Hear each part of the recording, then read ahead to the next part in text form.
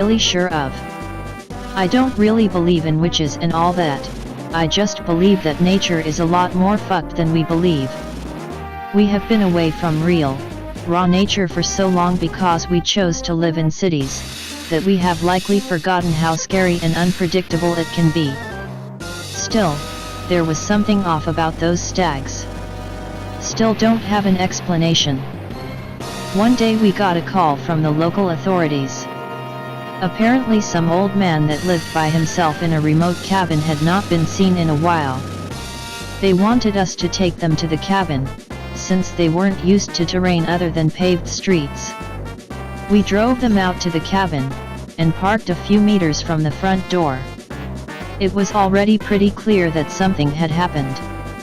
The door was completely knocked off its hinges. Cabin was empty.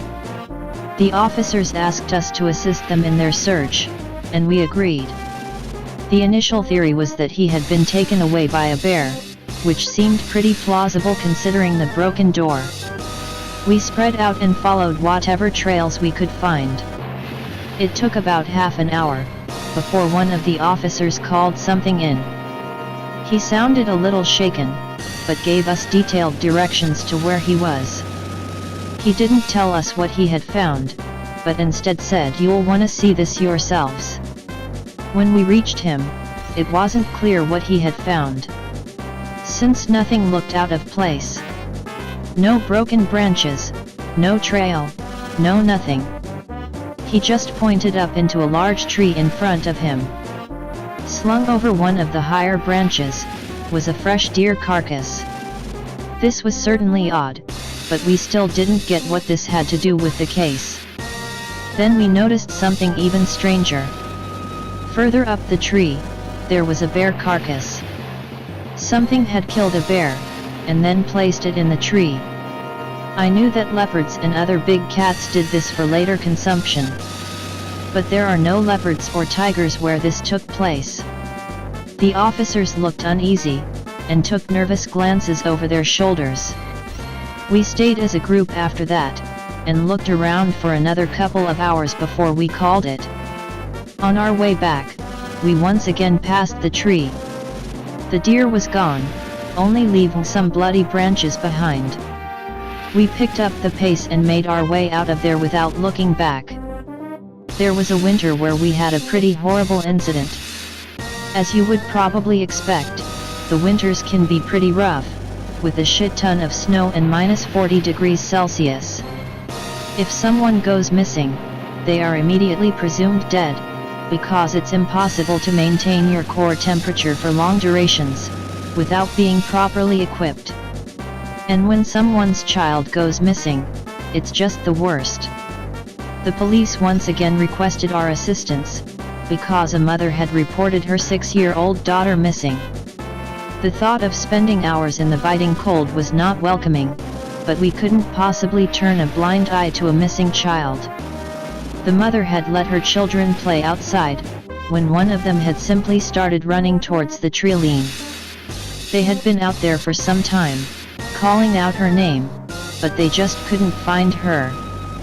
That's when they called the police, who then called us. By the time we arrived at about 2 hours, we followed a trail that we suspected were hers. It went on for way longer than what a child that age should be able to run. Then it just stopped. There was no sidestepping, scuffling, or any sign of, well, anything. It was like she had just vanished on the spot. We examined the tracks, to see if she had backtracked or something, but there was no clear sign of any double prints. Pieter was visibly upset, and frustrated. We asked the other kids why she had started running into the forest. They had no clear answer, but claimed that she just started running without any warning. The kids were shaking and crying, so we asked the mother to return to their home while we kept looking. An officer followed them back to their house, so that they felt safer. About 15 minutes later, one of the other officers got a call on their walkie-talkie. We could hear the distinct sound of the mother wailing in the background. They had found the girl. They had found her just sitting on the step to their back door. She was dead, and almost frozen solid. She had only worn a regular jacket and pants, considering that she was just supposed to play outside for a little while. The mother had locked the doors before they left, because she didn't want their house to get robbed while they were away. To this day I tear up when I think about it. But I still have some unanswered questions as to what had happened. The obvious solution is that she had returned home, and frozen to death when she couldn't get in. But I still think there's more to it. If she had run back, how did none of her siblings or her mother notice her? Why didn't she respond to their calls? How did she run back without leaving any tracks? How was she almost frozen solid, even though she had only been missing for about 4 hours? None of the neighbors had seen anything unusual, so there was nothing to investigate.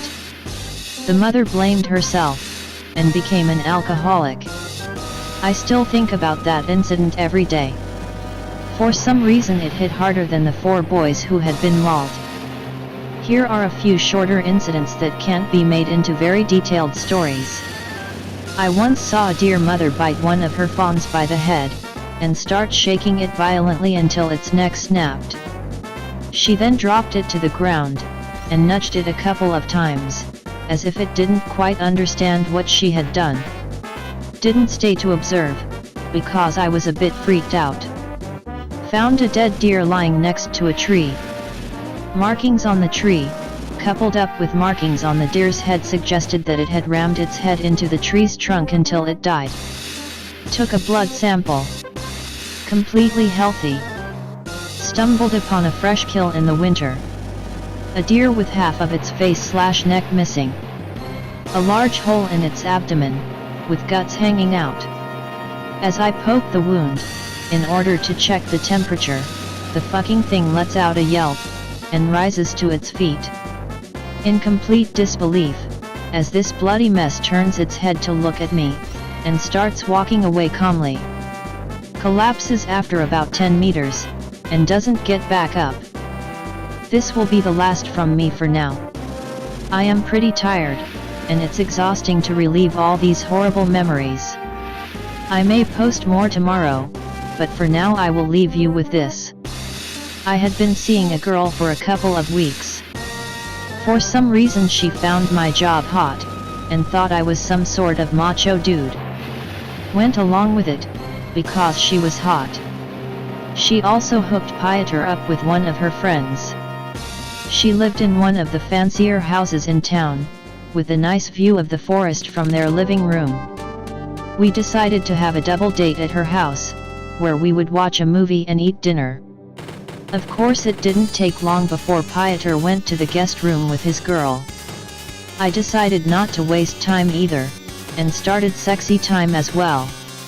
At this point I admit I had neglected my duties a bit.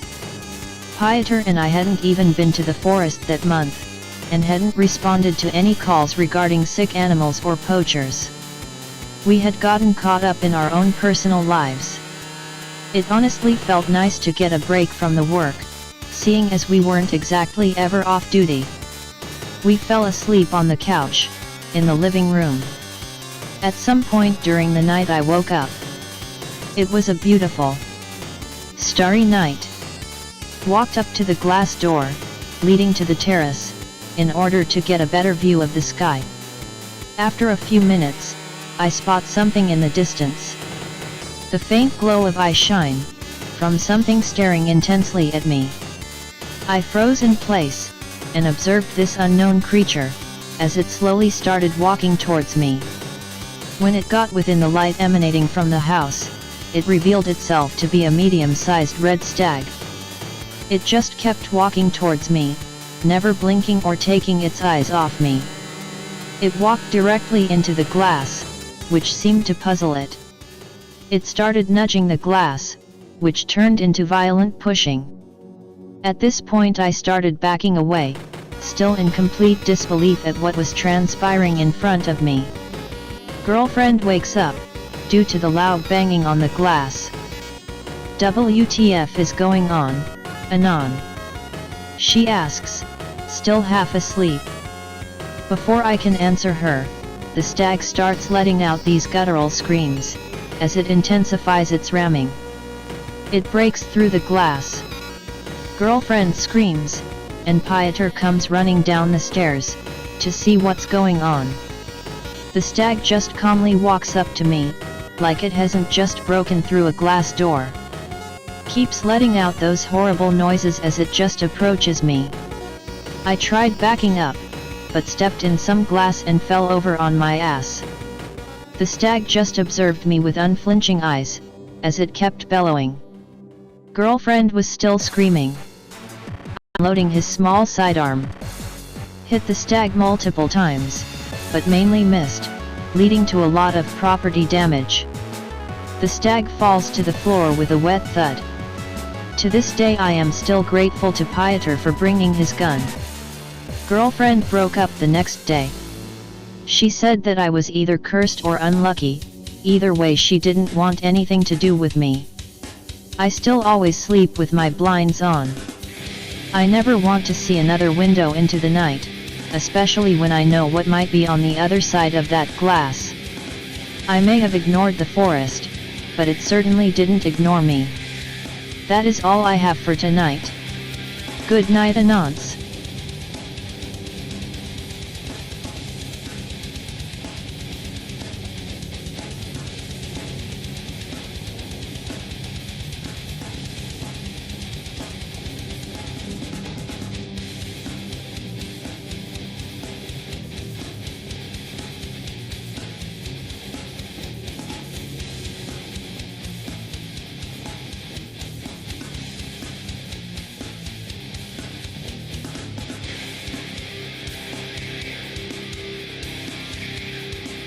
So, first let me describe how I've spent the last 3 summers.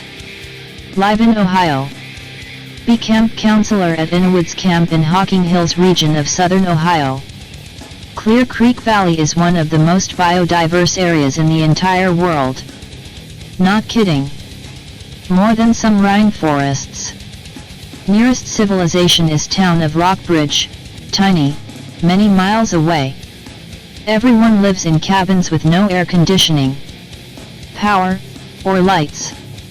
I'm assigned to the older boys, because I'm better with the bushcraft. Teach them batoning, fire building, debris huts, edible plants. The works. One night every week, we camp out, use the skills, and sleep under the stars. Every week, each cabin has to do a camp improvement project, chores.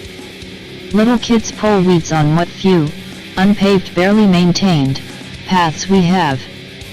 Big kids, 14 to 17, use saws, rakes, and shovels to clear out new campsites, or refurbish old ones. There's always been a rivalry between the older boys and girls, especially among the counselors. That's the camp. It's a nice place. I'm there for 6 weeks every summer, but the kids only stay for 1-week sessions. After 3 years of romping through the forests there, I know the place like the back of my hand. There's still some places I haven't been, but they are few and far between. As a side note, every counselor has a temp name so campers can't find us on Facebook and stuff. I'm Hawkeye. My friend